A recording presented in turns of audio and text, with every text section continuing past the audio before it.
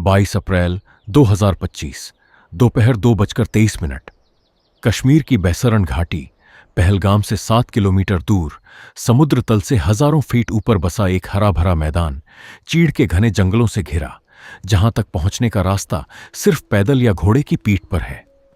ऊपर खुला नीला आसमान, नीचे सैकड़ों सैलानी, चाय के प्यालों से उठती भाप, कैमरों की क्लिक, बच्चों की हंसी, जिपलाइन पर उड़ते जोड़े। किसी सुरक्षाकर्मी की एक भी वर्दी वहां नहीं थी।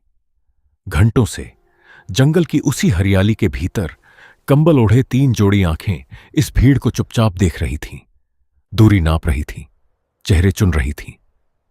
दोपहर का सूरज ठीक सिर के ऊपर था जब वे कंबल जमीन पर गिरे और फिर पहली गोली चली। गोलियों की तड़तड़ाहट ने घाटी की खामोशी चीर दी। भागते हुए सैलानी, गिरते हुए शरीर, चीखें और आतंकियों का वो सीधा हिसाब जो सिर्फ पुरुषों को, सिर्फ हिंदुओं को निशाना बना रहा था। कुछ को गोली मारने से पहले उनका नाम पूछा गया, उनका धर्म पूछा गया। एक पल में 26 जिंदगियां खाक हो गईं, 25 सैलानी और एक स्थानीय घोड़े वाला। परिवारों के सामने, अपनों की आंखों के सामने। यह सिर्फ हत्या नहीं थी, यह एक संदेश था, वापस भेजा गया एक संदेश कि कश्मीर में लौटती सामान्य जिंदगी बर्दाश्त नहीं होगी। धुएं और चीख पुकार के उसी मंजर में एक स्थानीय नौजवान, नजाकत अहमद अली शाह, जो सैलानियों को घोड़े की सवारी कराता था, उसने हिम्मत जुटाई। गोलियों की आवाज के बीच उसने 11 सैलानियों को इकट्ठा किया। पहले 2 बच्चों को सुरक्षित जगह पहुंचाया, फिर बाकियों को उसी जंगल के रास्ते पहलगाम कस्बे तक ले आया। उसी दिन, उसी घाटी में उसका अपना चचेरा भाई सैयद आदिल हुसैन शाह सैलानियों को बचाते हुए मारा गया।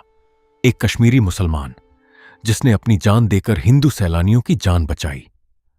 नजदीकी सुरक्षा चौकी वहां से कई किलोमीटर दूर थी। घोड़े वालों की चीख से पहली खबर मिली, फिर मुश्किल पगडंडियों से गुजरते हुए जवान पहुंचे। तब तक बहुत देर हो चुकी थी। शाम होते होते यह खबर पूरे देश तक पहुंच गई।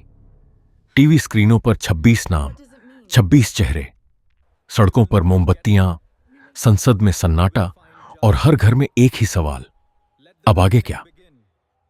अगर यह कहानी आपको अब तक बांधे हुए है तो चैनल को सब्सक्राइब कर दीजिए। ऐसी और अनटोल्ड स्टोरीज आती रहेंगी। दिल्ली में साउथ ब्लॉक की एक बंद सिचुएशन रूम में 32 मेजों की जगह सिर्फ एक नक्शा था, पाकिस्तान और पाकिस्तान अधिकृत कश्मीर का, जिस पर लाल घेरे बनते जा रहे थे। राष्ट्रीय सुरक्षा सलाहकार अजीत डोवाल 3 दशकों की खुफिया सेवा का अनुभव लिए तीनों सेनाओं के प्रमुखों के साथ रोज बैठकें कर रहे थे। सैटेलाइट तस्वीरें, इंटरसेप्ट किए गए संदेश, जमीन पर मौजूद खुफिया जाल, हर सूत्र एक ही दिशा में इशारा कर रहा था। यह सिर्फ बदला नहीं था जो तैयार हो रहा था, यह एक हिसाब था जिसकी तैयारी में समय लग रहा था। जल्दबाजी की कोई गुंजाइश नहीं थी। 23 अप्रैल को सिंधु जल संधि, 65 साल पुराना एक समझौता स्थगित कर दिया गया। बगलिहार बांध के फाटक बंद हुए, चिनाब का जलस्तर गिरने लगा। पाकिस्तान की मीडिया ने झेलम में अचानक आई बाढ़ की खबरें दी। सीमा पार घबराहट फैलने लगी। इधर बिना किसी ऐलान के राफाल लड़ाकू विमान पूर्वी कमान से हटाकर ग्वालियर, अंबाला, श्रीनगर और राजस्थान के नल एयरबेस भेजे जाने लगे। AS-400 की मिसाइल बैटरियां अदमपुर, भुज और बीकानेर की ओर बढ़ीं। 400 से ज्यादा विमान गतिविधि में आ गए। 500 से अधिक ट्रांसपोर्ट उड़ानें भरी गईं। फिर भी बाहर की दुनिया को कुछ नजर नहीं आया।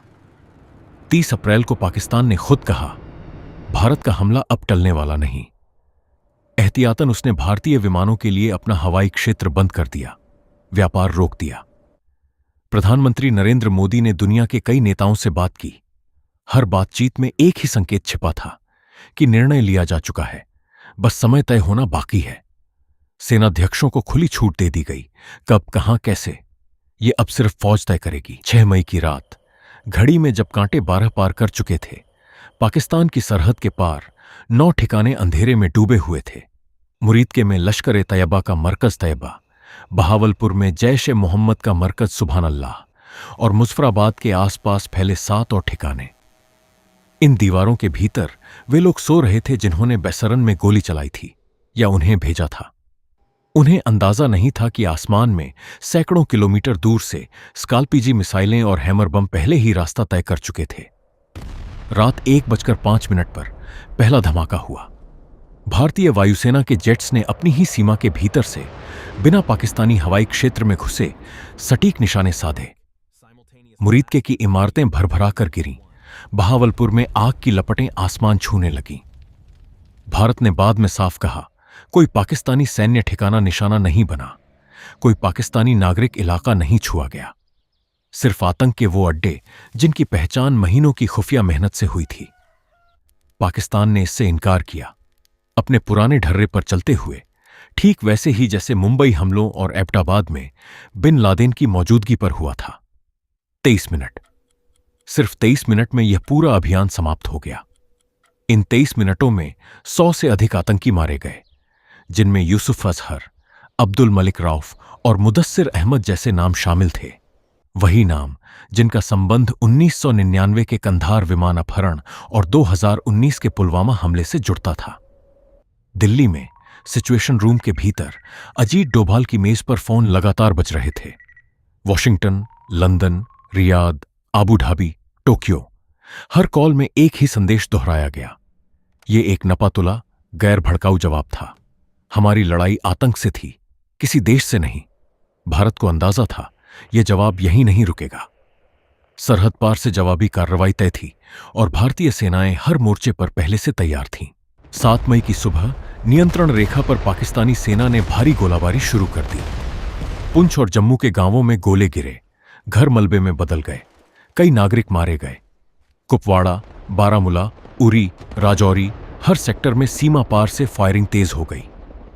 भारतीय सेना ने हर जगह माकूल जवाब दिया। अगली 2 रातें एक नए तरह के युद्ध की गवाह बनी।